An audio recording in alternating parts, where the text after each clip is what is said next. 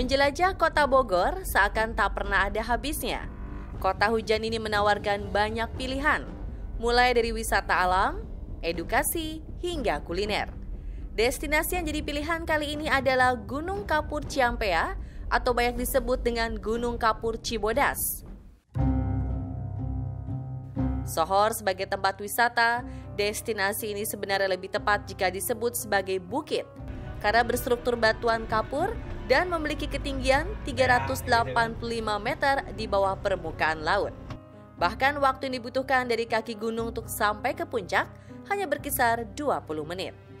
Menariknya, gunung ini memiliki 3 puncak yang dibuka untuk tempat wisata, yaitu Puncak Batu Roti, Lalana, dan Galau. Sedangkan Puncak Sunyi belum dibuka untuk umum lantaran kondisi jalan yang terjal dan syarat dengan keangkeran, sehingga berbahaya untuk dijadikan wisata. Di balik panorama memukau pencinta alam, Gunung Kapur Ciampea menyimpan sejarah peradaban manusia di dalamnya. Jejak kerajaan Tarumanegara bahkan ditemui di kawasan Gunung Kapur yang terbentuk dari lautan dangkal ini. Beberapa arca pun masih ditemui di gunung ini, termasuk gua-gua yang diduga jadi persembunyian para raja tempo dulu. Bahkan anggota Batalion 14 Kopassus, Rafadila, Grup 2 Batalion 14 Kemang, Kopka Darmawan, 3 tahun lalu pernah menemukan situs tua Batu Nangtung di atas Gunung Kapur Ciampea. Konon, lokasi ini dahulunya merupakan tempat yang menjadi pusat kegiatan keagamaan. Ciampea, Bogor, Jawa Barat. Kalau nggak salah tuh sempat ada kerajaan Pajajaran di sana. Terus Tarumanegara kalau nggak salah juga ada di situ. Terus banyak banget situs-situs bersejarah, termasuk ada 20 sekian gua di sana itu ya. Ya, situs peninggalan kerajaan Sunda yang saya ketahui gitu. Sejak dulu situs itu kan dijadikan pusat kegiatan keagamaan dan juga tempat berziarah, di mana mungkin tempat menjadi orang berdoa atau mendoakan di situ sih. Karena kebudayaan kulturnya dan secara ritual ya sudah seperti itu. Jejak kerajaan Tarumanegara dan Pakuan Pajajaran di wilayah Ciampea itu ada di 2 kawasan. Kawasan perbukitan dan kawasan dataran rendah aliran sungai. Situs Tarumanegara itu berada di aliran sungai Cianten dan Ciaruten.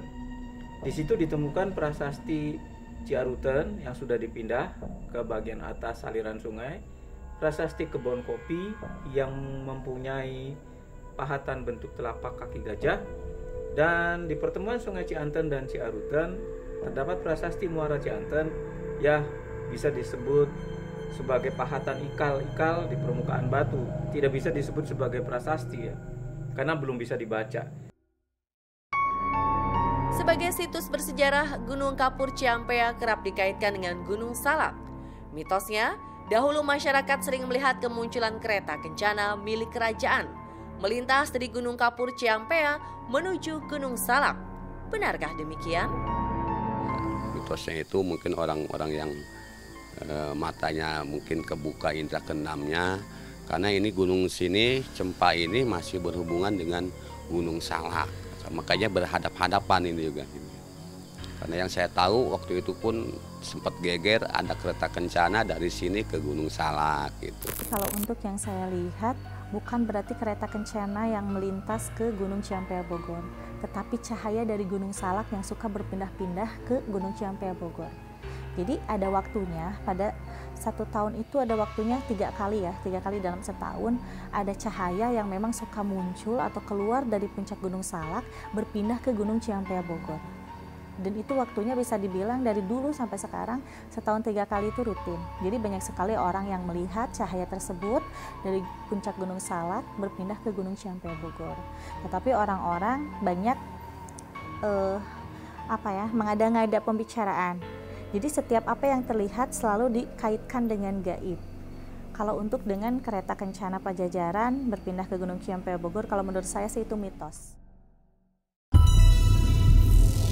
Di puncak Gunung Kapur, pegunungan hingga kaki gunung konon terhampar benda-benda bernilai sejarah sebagai warisan peradaban purba Sunda. Dan salah satunya adalah warisan kerajaan Tarumanegara abad ke-5 Masehi yang ditandai penemuan arca peninggalan Prabu Purnawarman yang tersebar di Gunung Kapur.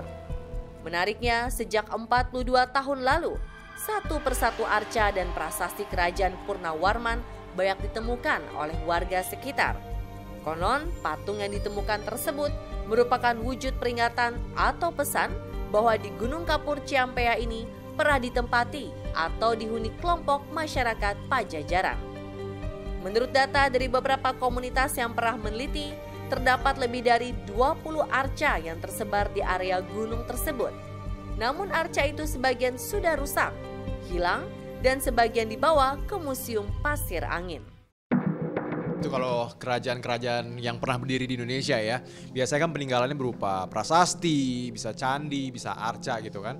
Kalau secara khusus kerajaan Tarumanegara ya, yang kita tahu, yang aku juga pernah dengar dan baca, sekitar ada mungkin 20 arca yang benar-benar masih ada sampai sekarang.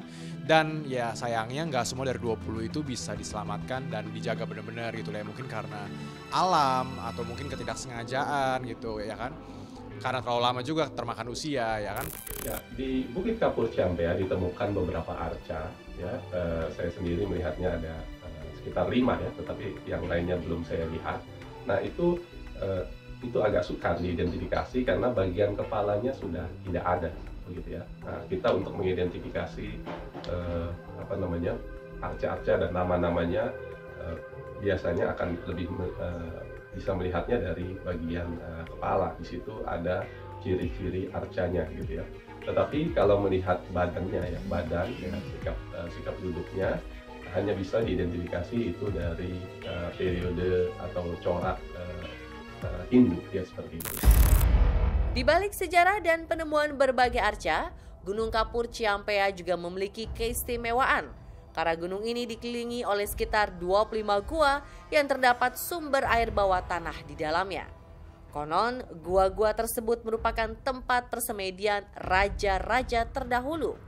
Benarkah demikian?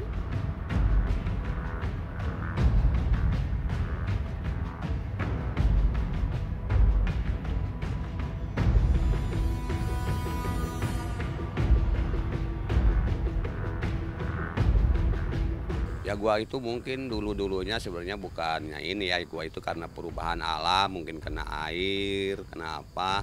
Ada juga mungkin tempatnya dulunya orang-orang sakti pada nyepi gitu, karena ada di dalamnya itu berbentuk semacam, ada pernah sekarang juga saya lagi cari karang berbentuk kamar, sampai sekarang saya belum ketemu lagi gitu. Sebenarnya ada gitu, waktu itu saya pernah nemuin gitu. Lokasi wisata pendakian memang tak lepas dari hal-hal klinik, dan Gunung Kapur Ciampea salah satunya. Konon, Gunung Kapur ini acap kali dijadikan tempat ritual atau pesugihan untuk mencari kekayaan. Bahkan pernah beredar kabar ada seorang nenek yang dihabisi nyawanya oleh pengusaha furniture usai melakukan ritual meminta kekayaan. Benarkah demikian? Iya, banyak sih kalau misalkan kita lihat prakteknya di berita-berita, di berita online, banyak beberapa orang bahkan yang dari pendidikan yang menengah ke bawah gitu kan memutuskan jalan yang shortcut gitu, jalan singkat untuk mendapatkan kekayaan. Apalagi lagi pandemi, lagi susah, pergi ke gunung, ke gua gitu kan, melakukan penyembahan, pemujaan gitu. Sebenarnya sih menurut saya nggak ada masalah gitu kan, tapi itu bukanlah salah satu yang bisa dipercayai karena kan kepastiannya atau kebenarannya masih dipertanyakan. Gunung Kapur ini dibilang masyarakat di sini ya karena udah terbiasa ya. Gunung Kapur di sini dibilang ya angker ya karena masyarakat di sini dibilangnya biasa aja. Tapi makanya yang naik ke puncak manapun di gunung ini suka dikatakan haruslah sopan gitu. Gunung dan gua itu tidak berarti dan tidak diharuskan bahwa itu adalah tempat pemujaannya. Karena yang menjadikan gunung atau gua dijadikan tempat pemujaan itu adalah hasil pemikiran dari manusianya sendiri. Karena kan gunung dan gua itu identik dengan sepi, dan pasti di setiap tempat itu pasti ada penghuninya dari golongan jin atau siluman. Tetapi kalau untuk yang namanya pemujaan yang kita bahas adalah Gunung Ciampea Bogor, kalau menurut saya itu salah besar, tidak ada pemujaan. Hanya orang-orangnya aja yang salah kaprah dan menjadikan tempat itu pemujaan. Padahal dari dulu sampai sekarang belum pernah ada yang berhasil dengan pemujaan tersebut. Di balik keindahan alam dan beragam kisah di dalamnya, Kini banyak orang yang merasa cemas lantaran takut gunung yang kaya akan sejarah ini punah dan tak dapat dinikmati anak cucu mereka. Oleh sebab itu, mari kita jaga dan melestarikannya dengan baik. Jadi alangkah lebih baiknya kita harus bisa melestarikan, membudidayakan tempat bersejarah itu. Karena di Gunung Ciampea Bogor itu banyak sekali peradaban pada kerajaan masa Sunda dulu ya. Jadi banyak sekali peradaban-peradaban kuno dari mulai abad ke-5 Kerajaan Tarumanagara dan juga abad ke-14 Kerajaan Pajajaran.